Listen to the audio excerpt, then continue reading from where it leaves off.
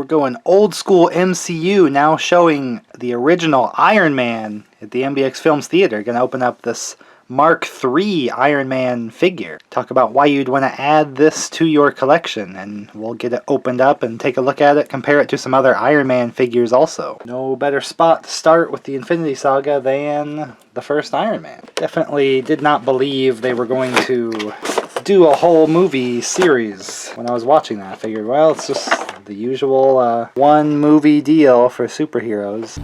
It's a one-off. By gosh, they did it. Gonna have to figure out some of these. I believe this is his eyeliner that he puts on. No, I'm just kidding. I think these are the missiles. Shoots one at the tank, blows up the tank in the first movie. I don't remember two coming out, so it's a little strange. Gonna have to see what all these little bits are. Open hands, but no peg to put those blast effects in. Helmeted head.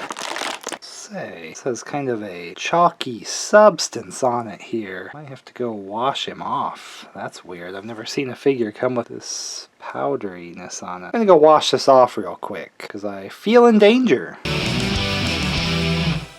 Okay, you might see a few drops of water somewhere because I did had to wash this off. I had to scrub that powder away. Very strange. I think we got it all cleared off. I did notice kind of up front I kind of have a little messed up spot there on the chest. That's just probably mine. They probably don't all have that. The face is a little strange. I'd almost say it looks like the What If kind of animated Tony Stark more so than like a real face. Then again, they haven't really done Robert Downey Jr. that well on some of these. Here's the 2-pack with the Mark I suit. Even looks a little strange to me, but this is one I'd probably actually display with the helmeted head, probably more so, just to represent that movie, because this is representing the first Iron Man movie, and I hate how flimsy these flaps are. But Iron Man figures always have weird, they're just weird all over, because they have so many weird flaps and things for the suit. Just ends up being weird. So it comes with fists, and you can pop those, get the open blast hands for when you drop your ice cream. Anyway. Ice cream, Miss Sprinkle.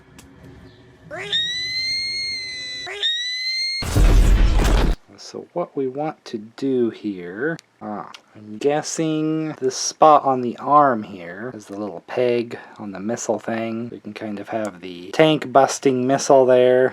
Didn't see any other spot with a peg, so whatever this is might be meant to go here too. What did he do with that? One of the mini rockets, and the flares came out of his legs. I don't see a peg on the legs for the flares. If this thing's supposed to be when he was blocking some bullets from Ironmonger, then it's not big enough. It's got too much red parts left, because by then it was super damaged, and I don't quite get the point of it. It's pretty useless, because it doesn't look anything like that scene. I think articulation-wise, because of this shoulder deal, he can't even really twist and put up like he's blocking that anyway. Pretty useless piece there. Also, here's the kind of 2-pack Stark head on the body if you wanted to see. Sits on there okay, not amazing. But at least it's not too big, right? So, pretty cool. Yeah, I guess that's just a cover for there, so you kind of need to put this piece on if you're not going to put a weapon on there. So that's kind of easy to lose, unfortunately, so I'd probably display them with like the missile thing or something like that. I'm gonna pop off, unmask, just throw the helmet head on here. Do a quick comparison. Here's Mark I, which I always thought was kind of sized weirdly, too small of head and things, just to show them together. We don't have the Mark II, that's just what Rhodey ended up taking to make War Machine later. And then they did do the Avengers Iron Man suit. That's this one, which again, these flaps probably had this in a pose with his arm up, and now it's kind of stretched and it's popped up. So you got to be careful with those flaps on these Iron Man figures. They just have so many weird bits, and I think I've lost one of the flaps on the back. I don't know how that was, or if I just never had it in the package, possibly. I have pretty bad luck on picking out which figure to get. I don't think I would have lost it. I'm sure they come off. Yeah, they come out, but hard to believe I would have lost it. But just to kind of compare the first movie suit up to Avengers, pretty similar, but I couldn't even tell you the mark number for the Avengers suit. After 3, I really lose track. So this one is allegedly 85. This is from Endgame, his suit, so it's kind of cool to see just some of the bulk kind of gone. You know, he has the tighter fitting nanotech, and by the end he goes back to the eyeliner. You can see the eyeliner on his suit, so...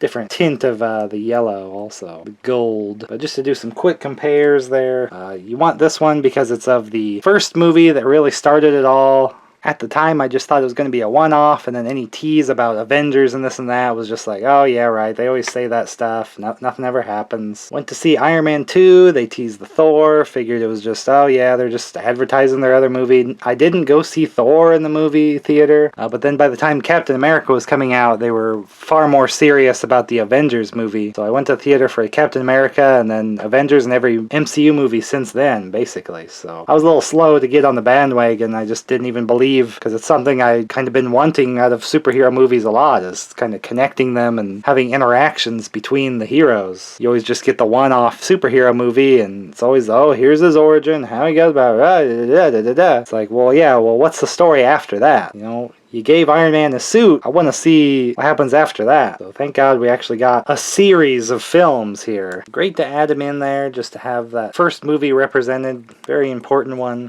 You know, it was a movie that's pretty relatable to about any audience, what with just kind of the war theme to it and the weapons. And there wasn't like crazy superpowers, it was just the technology, so it appealed to a pretty wide audience to get going before they started introducing crazy stuff like Thor and super soldiers and things like that. Aliens. Good grounded base, and it really launched the whole movie series. That's went on to inspire me to collect all these movie action figures, just because a lot of good memories of going to the films for the first time in the theater and watching them since then many times. That's what this Iron Man kind of represents for me, is really the beginning and showing that bulkier suit up to the lean suit of Endgame that we finished Iron Man's story out with. And I open all my Marvel Legends MCU figures here, as well as all my other collectibles that I get. So give this a like if you'd like to see more, and I can see you in the next video, because there's plenty more to see. Do do do do do do.